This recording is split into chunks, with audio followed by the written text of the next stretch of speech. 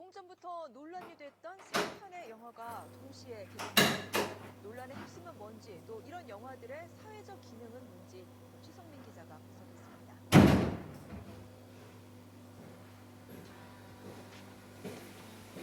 베니스 영화제에서 갈채를 받았던 영화 메비우스.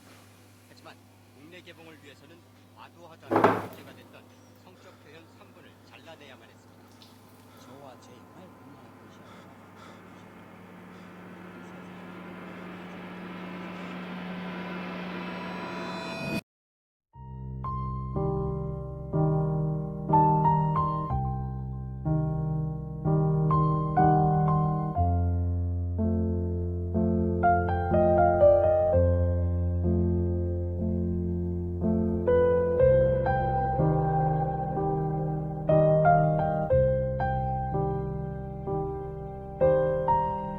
La dernière fois qu'on a parlé ciné sur cette chaîne, c'était pour parler d'un film un peu hard.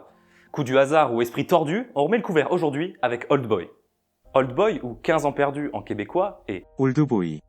en coréen, est un film sud-coréen réalisé par Park Chan-wook, grand cinéaste qui s'est confronté à Hollywood avec quelques grands succès, comme Mademoiselle en 2016 et quelques échecs, notamment Snowpiercer en 2013. Je vous conseille personnellement de vous plonger dans sa filmo avec Joint Security Area ou Lady Vengeance, parce que Park Chan-wook est ce qu'on appelle un fou malade. Il est capable de créer des ambiances toujours déroutantes, peu importe les sujets qu'il aborde.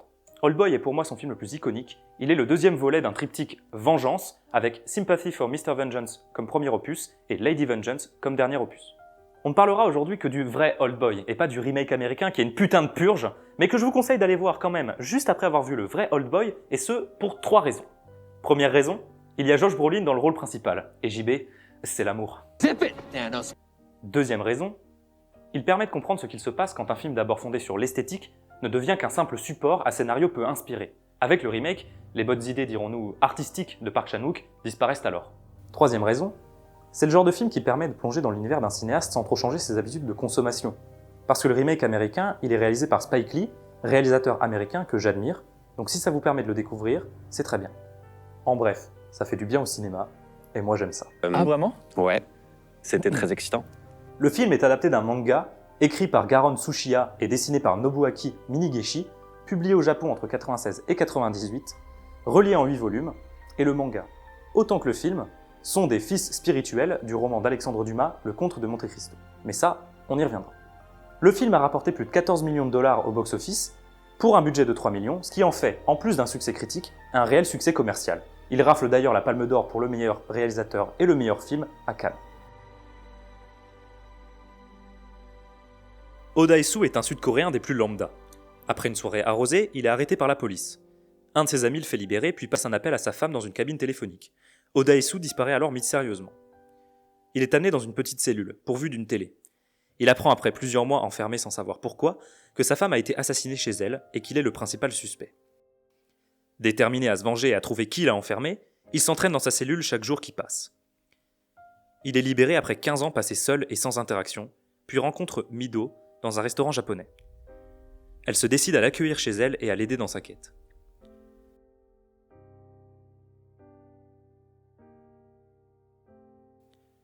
Tout le reste du film déroulera cette situation d'enquête et proposera un fil inextricable de relations complexes qui lie le héros à son ravisseur, Lee Woo-jin, et à son accompagnatrice. Je n'irai pas plus loin parce qu'il faut absolument que vous alliez voir ce film. Soyez prêts toutefois à affronter son jusqu'au-boutisme. Le schéma narratif est, à première vue, assez simple. Les récits de vengeance jalonnent les espaces de la production artistique et fonctionnent selon des ressorts somme toute assez élémentaires. Un personnage que l'on suit a subi un dommage et, ne voulant ou ne pouvant pas faire appel à la justice, décide de la rendre par lui-même. Reste que dans la plupart de ces récits, 2 archétypes sont souvent présentés. Le héros, c'est celui qui réussit à dépasser la souffrance qu'il a subie et qui en fait quelque chose de constructif, notamment protéger les gens qu'il aime. Le vilain, en revanche, lui, la souffrance qu'il a subie auprès du monde, il veut la rendre au centuple. Et ça, quoi qu'il en coûte. Le film Old Boy, ça, pour le coup, il l'a très bien compris. Et en proposant un personnage violent et vindicatif, il tisse en toile de fond une morale qui serait guidée vers la virtuosité du héros, c'est-à-dire un héros qui accepterait de ne pas se venger. Le film est donc plus nuancé qu'il n'y paraît. C'est pas un jaillissement d'hémoglobine survitaminé comme dans Kill Bill, mais plutôt une réflexion sur les ressorts presque animaux qui nous guident vers la vengeance. À plusieurs reprises, Oh Dae-soo se verra offrir la rédemption. Il le dit lui-même quand il rédige ses carnets pendant qu'il est enfermé. Mais face à la haine qui l'anime, il refusera toujours cet appel à la sérénité. Ce qui condamne Odaisu, en définitive, c'est d'avoir refusé de vivre heureux, de s'être acharné à se venger, quoi qu'il en coûte. La dernière phrase l'explique très bien d'ailleurs. « J'ai beau être une bête, n'ai-je pas le droit de vivre heureux moi aussi ?»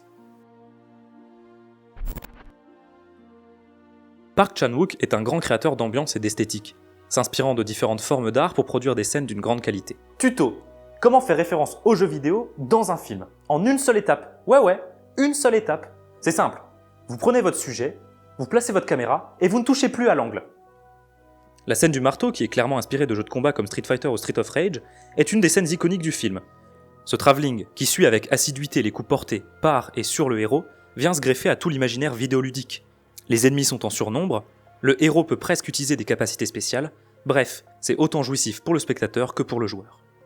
La scène de bagarre avec les voyous, avec la voix off du narrateur et le découpage des plans, elle donne presque une sensation de manga. Et pour cause, c'est une recréation à l'identique d'une scène imaginée dans le manga original, ici portée à l'écran. L'ambiance est cliché, et notamment inspirée des films d'arts martiaux japonais et hongkongais. Dans la scène où Mido est dans le métro, accompagné d'une fourmi géante, qui symbolise sa solitude, on peut y voir peut-être une référence à la métamorphose de Kafka. Enfin, la scène où le perso cherche littéralement dans ses propres souvenirs est particulièrement intéressante à voir.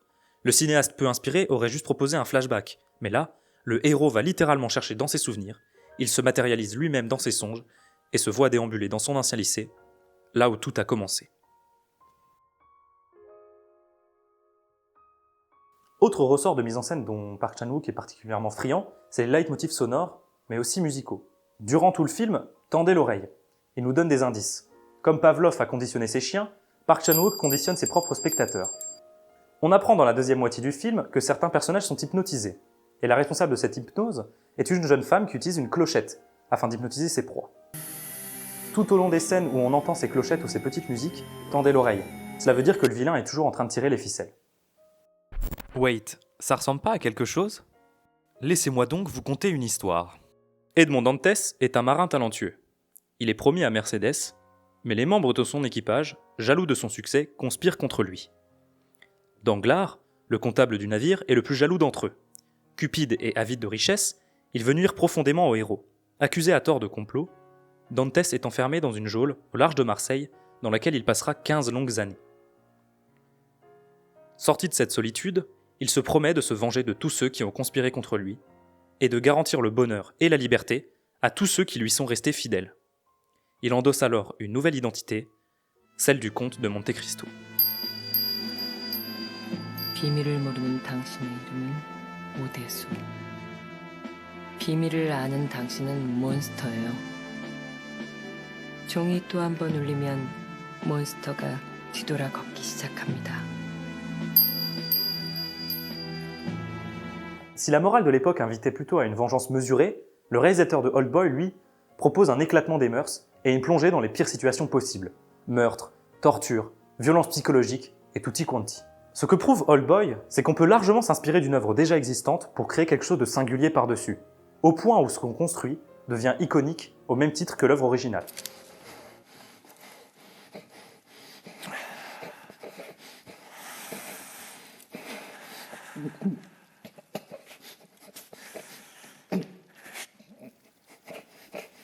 Voire plus.